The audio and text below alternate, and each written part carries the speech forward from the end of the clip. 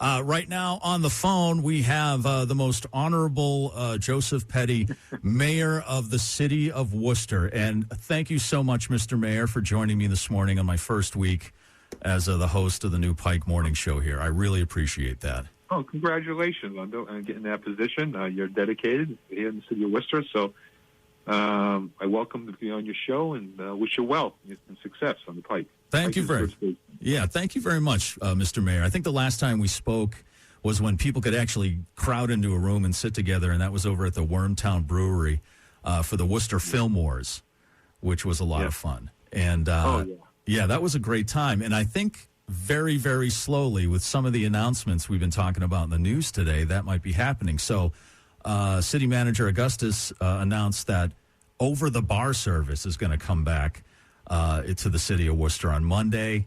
Things are going to start to loosen up. The state is loosening up attendance for sporting events and things like that. I'm very excited about this because, everybody's been cooped up. I have a lot of friends that work in the entertainment and the restaurant and bar industry, and hopefully they can get back to work. But are we rushing into this too quickly?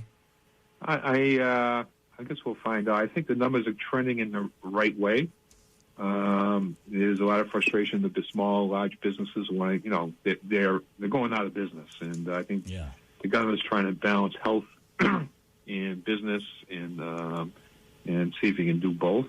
So the numbers are the lowest they've been since probably November of last year. But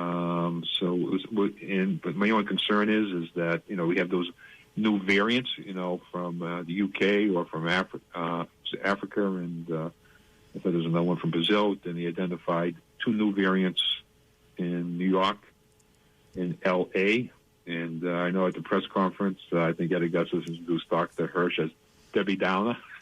And Dr. Hirsch, he's the guy that always puts the brakes on it and says, okay, we don't know where this is going. Everything's trending right, but things could take off again in 5 weeks. So I think you just have to monitor this, and I think people are probably dying to get out there and meet their friends. But I just ask everybody to be careful, wear your masks at all times if possible, and socially distance, and just wash your hands and practice good hygiene. So don't throw away the mask. I think that's really key in a lot of this, what I've been told and what I've read. So I think so. Let's see what happens, and I think if you monitor it right and we're on top of it, we can reverse courses if necessary. Well, I'm really happy about it, and I'm one of those Debbie Downer people. I just want to be overly cautious, but I'll tell you the first thing I'm going to do maybe Monday is go right over to Vincent's and get a meatball sandwich. Oh, they have a great meatball sandwich. Right? That's like the best meatball sandwich in the world. All right? And I'll fight anybody that disagrees with me on that one. That's fantastic. So that's good news. Another question I have, and you bring up the variance of this, and this kind of worries me, is the state is saying they want to get rid of remote learning by April for elementary schools anyway. We're going to go into hybrid learning here in Worcester starting, I guess that would be next week, starting in March, right?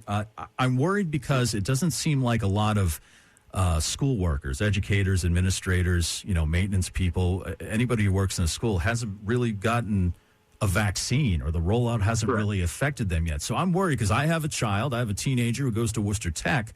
And, of course, any parent would want them to go into the safest situation possible. So that's one of my concerns. Are they going to get bumped up? Are they going to take precedence since we want to push them back into schools? Yeah, I think the teachers are essential workers, so they're in the next step, I believe. So once we get through the 65 and older and 2 comorbidities population, next step is essential workers, and teachers are part of that. And some teachers have been vaccinated. If you met those criteria, if you're over 75, if you're over 65, or you have 2 comorbidities, you can get the vaccine and try to get it on, register online. I hear you loud and clear on the safety issue, and that's why we've invested $15 million into our public buildings. Majority of that money, I think about $12 million, goes into the school department using the ionization equipment. And so we've upgraded everything. We bought portable ionization equipment where schools don't have good HVAC equipment. So health and safety is our number one concern. So in beginning of March, we're going to bring back, mid-March, we're going to bring back the secondary education. We're going to bring back the Group C kids, special ed kids. Special ed kids will be coming back. And then at the end of March, this is on hybrid. So the end of March, we're going to bring back the rest of the kids on hybrid. And about 40, a little bit under 50%, I think it was like 46, 47% of the families have chosen not to go back to school. They're going to remain remote. So we've given that option to families. And we worked hard to make sure everybody's safe. And I'm hoping that it opens up for the vaccines more, get more of a flow, and teachers are able to get vaccinated in the month of March.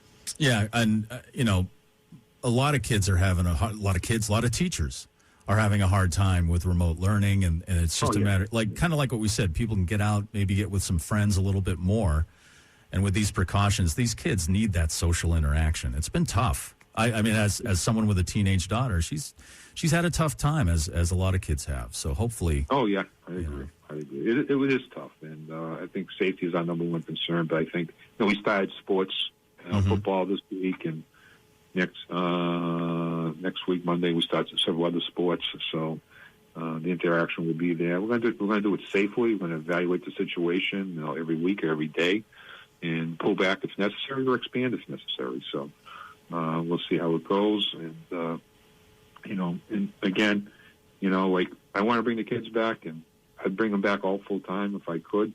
But like I said last night, it's like I'd like to get the teachers vaccinated. I get, the biggest spreaders of COVID-19 of people getting it, is 19 and under. It's over 20%. And we're not even in school. Yeah. So I try, so you got to look at these numbers every week. You got to balance it. You got to see where the variant is. Whether we expand or pull back, I think we'll be evaluating that every week going forward. All right, we're talking to the mayor of Worcester, Joseph Petty, here on 100 FM The Pike. And one more question before I let you go, and thanks again for joining me this morning. Now, as a lifelong resident of the city of Worcester, as someone who was born and raised here, I got to ask you this question. I want you to be honest with me. I demand honesty, with all due respect, Mr. Mayor, because I do this thing called the Italian Grinder Odyssey. It's my favorite sandwich of all time, and I hit up any place that offers an Italian sub grinder sandwich and trying to find the best one in Worcester. So I want you to answer honestly. I know you're representing a city here, and your words have weight, but where do you get the best Italian sub in Worcester? Well, probably several, but the biggest one you always used to get in that was a Regatta or Murray's, and then there's also like Bushel and Peck and Palmer's and Belcito's. There's a lot of good places. I used to always get them from Regatta and Murray's. Murray's up on Webster Square, and Regatta Deli on Lake Ave here in Worcester.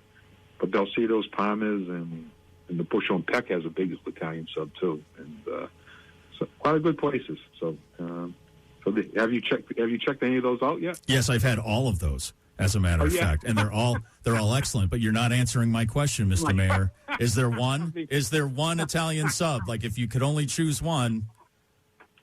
I guess I'd have to go with Regatta Deli, only because there you go. Yes, they are an institution. They are an institution, and I think the folks at Belcito's and Bushel and Peck and Palmer's, they all make great subs, but I think you may have lost their votes. But that's okay. That's all right. Okay, this will be the last time I'm on your show. Well, Mayor Joseph Petty, thank you so much for joining me this morning. Thanks for answering my questions. And hopefully we can do this again, maybe on a regular basis. People have questions about the city, things going on with the vaccines, with COVID, with the schools opening up. It'd be great to have you on maybe like once a month or something. Sure, we can arrange that. We get the Red Sox opening day coming up with the Red Sox. So, yeah. Very much looking forward to that. All right, Mayor Petty, thank you so much. Hang on one second, please. It's Mayor Joseph Petty here.